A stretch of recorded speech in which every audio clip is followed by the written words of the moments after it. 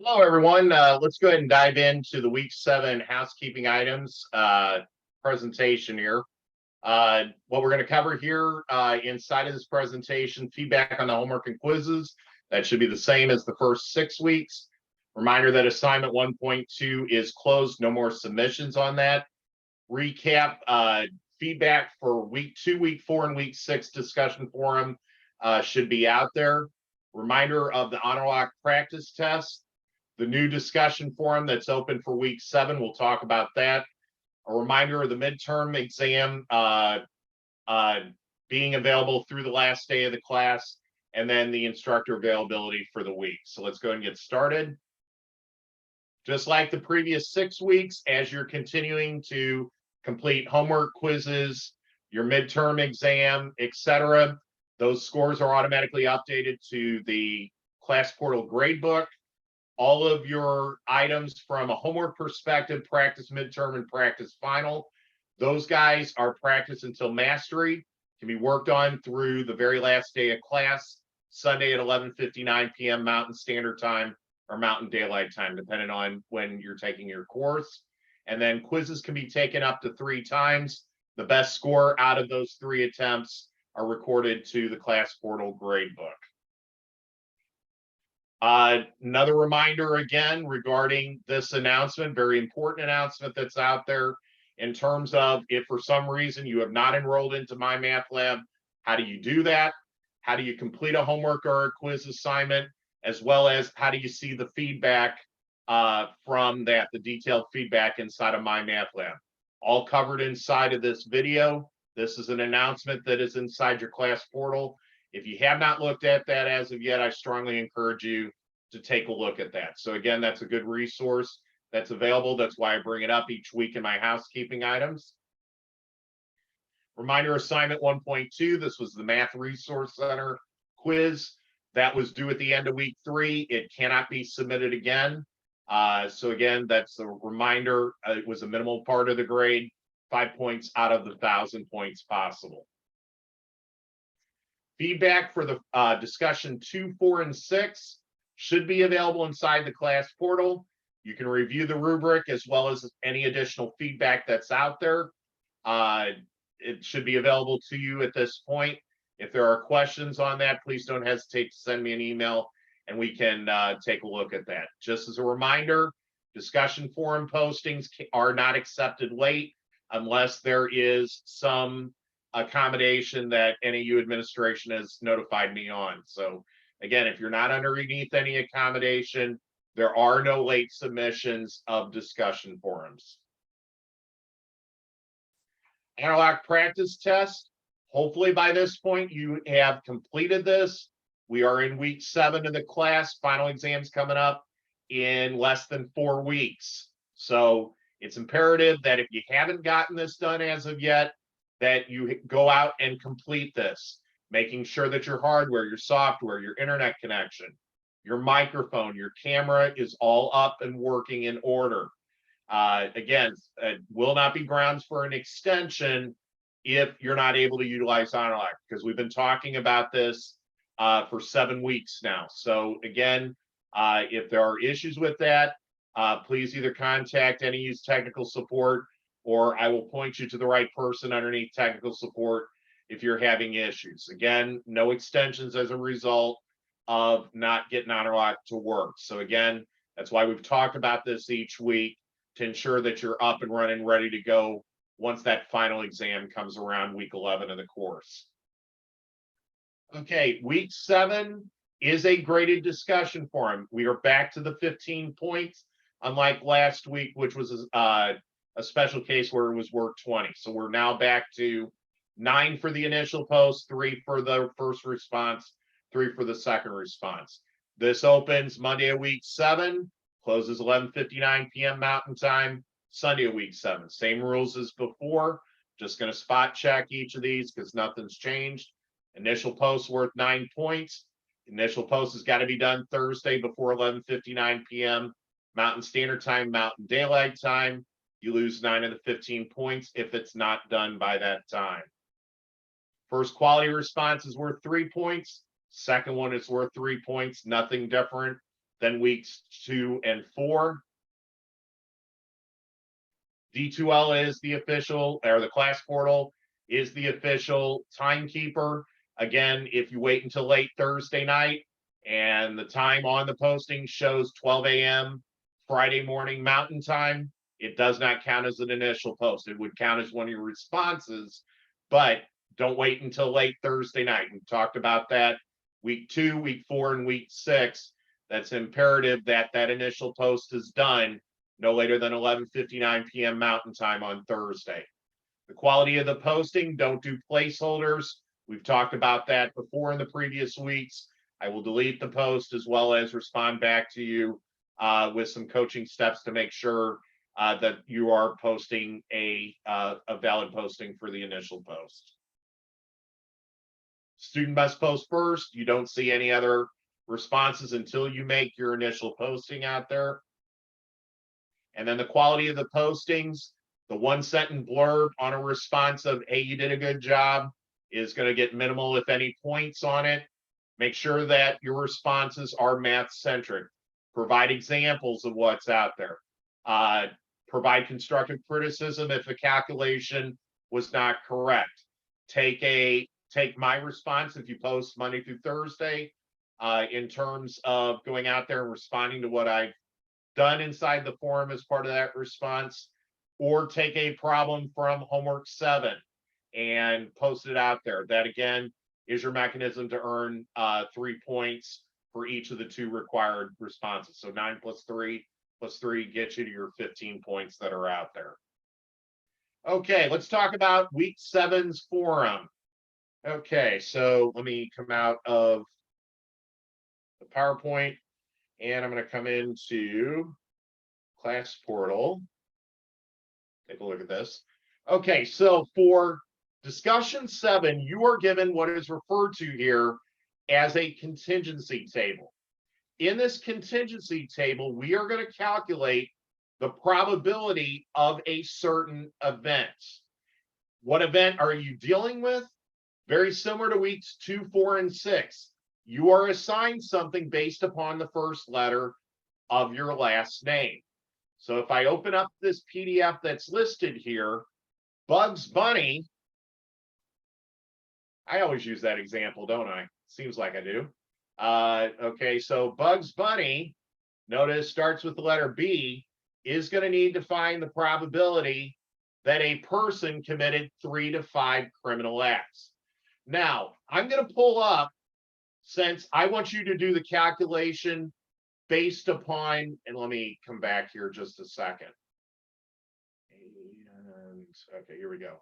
So I'm going to come back here. You're going to do all of your calculations off this contingency table here. What I'm going to show as the example is a different set of numbers.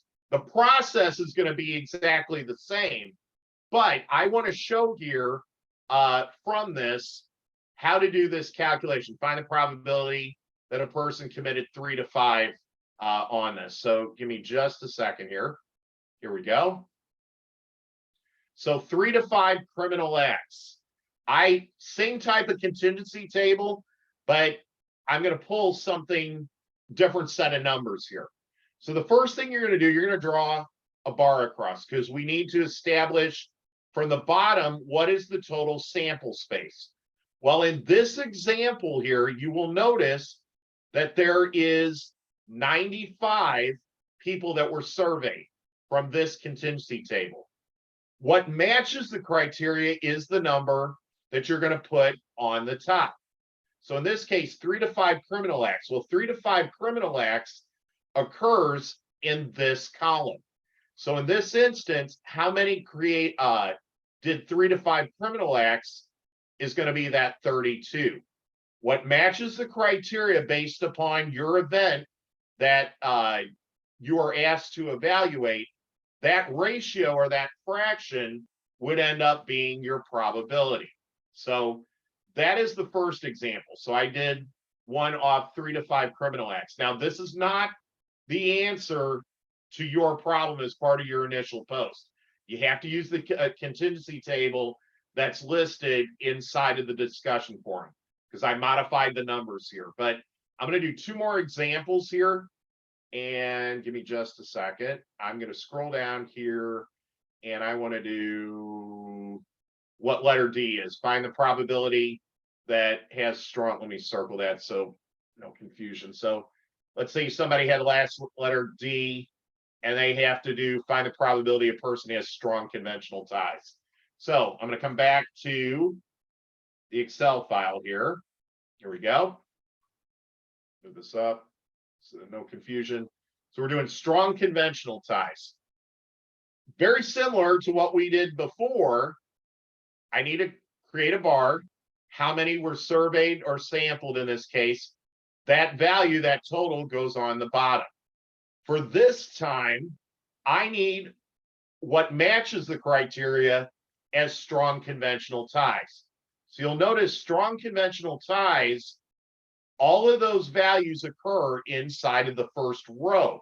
Instead of a column, the row represents either strong or weak conventional. But I need, relative to my problem, deal with strong conventional ties. So strong is going to be 45. That ratio or fraction becomes your probability. Now, for somebody that's going to ask this, you can leave it as is. You do not need to reduce this fraction down to lowest terms. From a probability standpoint, this is perfectly fine as a final answer. Now, if we were in a full-fledged algebra course, that's a whole entire different story. But from a probability standpoint, leave it as 45 over 95. That's perfectly fine. Now, if you reduced it to lowest terms, that's fine. I'll take either answer in this instance. But this is what I'm looking at to determine that value. I want to do one more here just to show as a third example. And again, I'm going to come back to the chart, and let's do what letter K has here. So letter K is find the probability that a person committed 6 or more criminal acts and has weak conventional ties. So I want to show that as an example here. So I'm going to come back to my Excel file and bring this up just a hair.